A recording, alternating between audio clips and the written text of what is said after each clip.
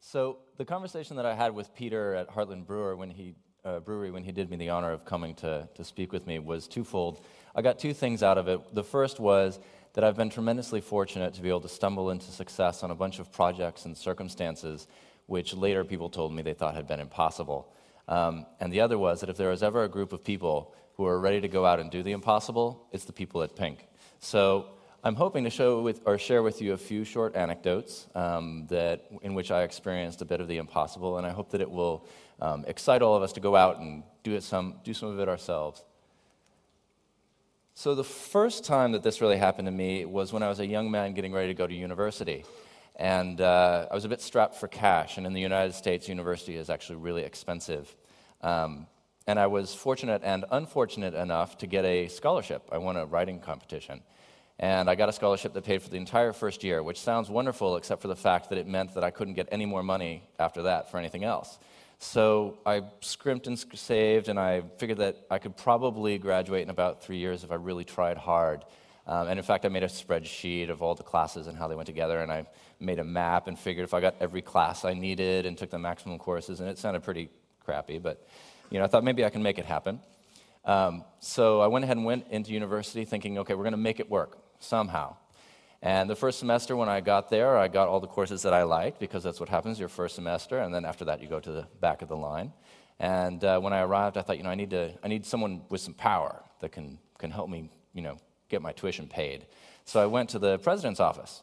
I didn't have any business talking to the president. She didn't know I was coming, so I just kind of sat in her office trying to figure something out, and ended up talking to the secretary, who was a really attractive young lady. So we had a long conversation and exchanged phone numbers, and I got an appointment with the president, which is the important part. So mostly the important part.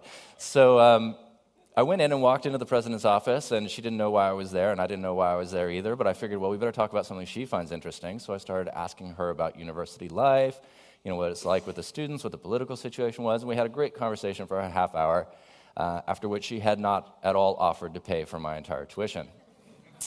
So I figured, well, that didn't work out, but I'll go to the second command. I'll go and speak to the dean.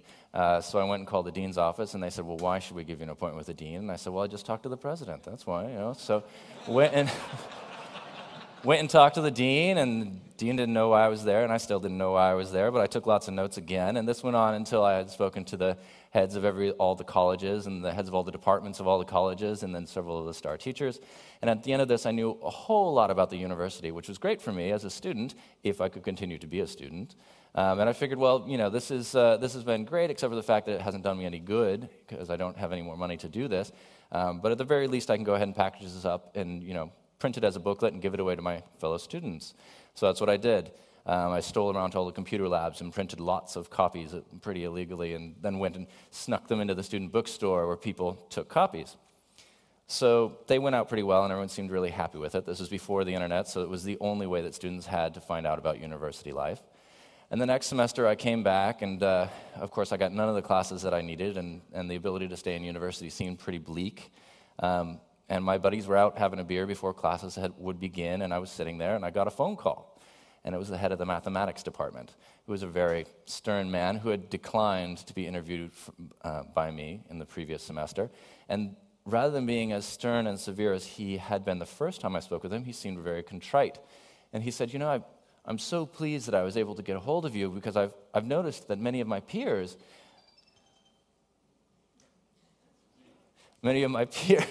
are getting a lot of students right now, and more than usual. And I've noticed that I'm not having as many students attend my classes, and tenure is dependent on my getting a lot of students to attend my classes. And I was wondering if you could come and interview me for the next edition of your book. And I said, well, this is not what I'd planned for. I said, well, I didn't plan to do another edition of the book, and in any case, I might not be here next semester. And then I thought, well, but part of the reason why I might not be here next semester is I can't get into this one math class. And he said, well, if you could come and interview me, I think it'd be no problem to get you into that class. So I got into the math class that I needed, and then I also got in the English class that I needed, and then I got in the anthropology class I needed, and I got all the classes I needed for the rest of my collegiate career. And I also got employment doing some writing and editing and some other work along the way. So that's the first moral that I wanted to share with you guys, is that it's always possible to hack the system, and it's particularly effective to hack the system when you benefit others. Because the only reason that this happened at all is because I figured I had something that other people might find useful and gave it away for free. So that's the first anecdote. The second one happened many years later when I had already begun a career as a technologist. And it's not about technology, actually. I had ended up in a job that was so horrendously frustrating that I was just getting totally burned out. And I thought, maybe I made the wrong choice. I'm not supposed to be in technology. This has been really terrible. So my wife and I fled and took a sabbatical. We went to her ancestral family farm in Iceland, where there was really nothing to do. So I decided, I went there because I wanted to try writing. So I sat down to write a short story, and I ended up writing an entire science fiction novel. So good for me, right? And then I thought, well, great, this is awesome. I had a really good time doing that. I'll just go and get this published and become a world-famous author, and we'll be set. It's going to be excellent. So we came back to New York, and I edited it several times, and I submitted it to lots of publishers, and I heard nothing back, which it turns out is the normal situation. So I happen to know Neal Stephenson, who is a very famous science fiction author from my time in Seattle. So I emailed him, and I sent him my manuscript, and I said, Neal, if you could take a look at my manuscript, if you have any advice, I'd be very appreciative. And he kindly wrote back and said, unfortunately, I'm in the middle of writing my own trilogy and trying to have a life and raise some kids and whatnot. I'm not going to be able to read your novel. But based on my experience, if you've submitted it several times and haven't heard anything back, maybe it's time to let it go, which is not what I wanted to hear. But I figured, he's the man. I mean, he was writing in the genre that I wanted to write in. And so pretty demoralized, I got ready to just put this manuscript under the bed and forget about it, when I came across something called the Creative Commons license. And many other science fiction authors at the time were starting to look at this, including Cory Doctorow. And basically what it is it's a license that's just like copyright, except it's often called copyleft, in that it allows you to waive a lot of the rights.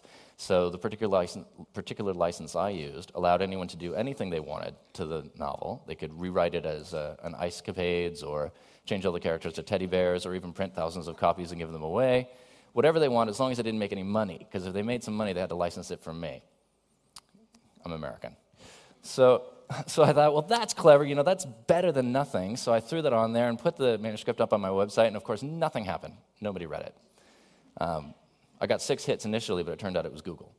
So that was really disappointing, and then I had to go and get a real job, and it was a few weeks later that I found myself hacking my iPhone. And this was before the App Store was out. And so the only way you could put applications on your phone was to illegally void the warranty and put black market software on there, which is the kind of thing that I love to do. So that's what I went and did. And then I found, there's an ebook reader on there for reading novels and stuff on your phone. And I spent a lot of time in subways, so I thought that was a great idea too. So I installed it on there, and I went to download all the books that came with it, and it turns out that it came with one, with Tarzan. And it seemed to me that the target demographic for Tarzan was not necessarily the kind of guy that's going to void his warranty and put illegal software on his iPhone, but I was that guy, and I had a novel, and maybe other people would like to read it. So I contacted the guy who had bundled up the application. I said, here's a book, did I create a Commons editor? He said, sure, send it over. So he put it up, and that month I got 12,000 people downloading and reading my book, including fan mail. I was getting fan mail, and people offering to, edit the book and translate it in other languages. And this completely blew my mind. I mean, if you've ever put your heart and soul into something and then been told that it's an abject failure, and then suddenly it turns out it's actually not an abject failure, this is a pretty fantastic feeling. So I thought, well, that's great. The next thing I need to do then is now I need to make a paper copy, for my folks to read, because they didn't want to read on the screen. And they'd always been very supportive of me in all my crazy adventures. So looked around online and found that Amazon.com had something called print on demand, which allows you to make a limited run of these copies. So submitted the manuscript to them and had some problems with it. And so then I ended up on tech support, talking with some geek on tech support. And so we were talking, getting our geek on. And he was a nice guy. And so I told him the whole story, Creative Commons, 12,000 downloads, da-da-da-da. And he solved my problem and hung up. And I went to bask in the glory of, giving my book away.